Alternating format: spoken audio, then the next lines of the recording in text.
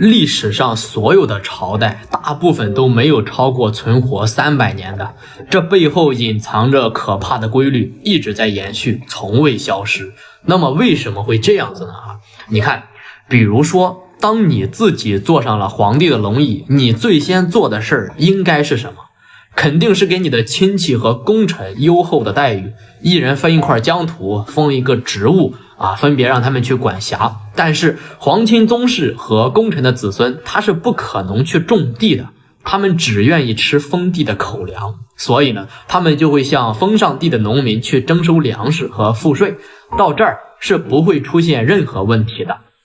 那麼可怕的是這些貴族會不斷的去娶妻生子，子孫後代的數量就會出現暴增，原來的那點糧食自然也就不夠吃了。那應該怎麼辦呢？他們就會去找一些急需用錢的農民，用很低的價格去收購他們的土地，這樣一來，土地就成為貴族自己的東西了。當然，他們還是不會自己去種地而是僱傭一些貧農去種地，這樣獲得的收益可比徵收賦稅要高出了很多。因為全部的糧食都是自己的，只需要給農民去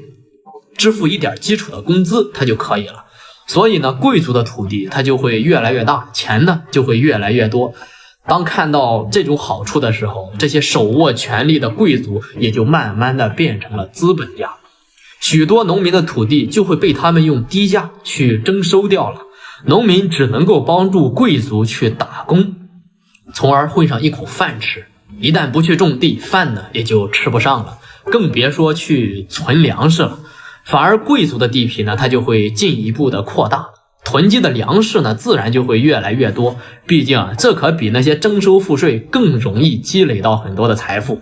所以呢，時間越往後，老百姓就越吃不上飯。那麼最可怕的是歷史上的自然災害它是有很多的，鬧天災嘛，農民又沒有任何的囤糧，一旦鬧饑荒，大部分的人只能會被餓死，就算沒有餓死的，只能夠吃土、啃樹皮，甚至吃人的它都有的。那這個時候呢，貴族家裡就會有大量的囤糧，於是每袋糧食就可以換1畝地，到後面就會越來越貴，一袋糧食就可以換走農民全部的土地，甚至還能夠買農民當奴隸。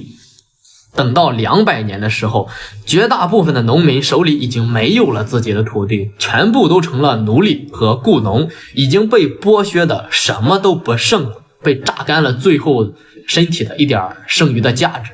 如果此時再鬧饑荒，也就沒有了任何東西可以賣給貴族來換取一點食物，於是快要餓死的人他就會去搶劫，會去推翻某些骯髒的東西來換取一條生路。所以呢，當所有的底層人都吃不上飯的時候，起義它就會爆發。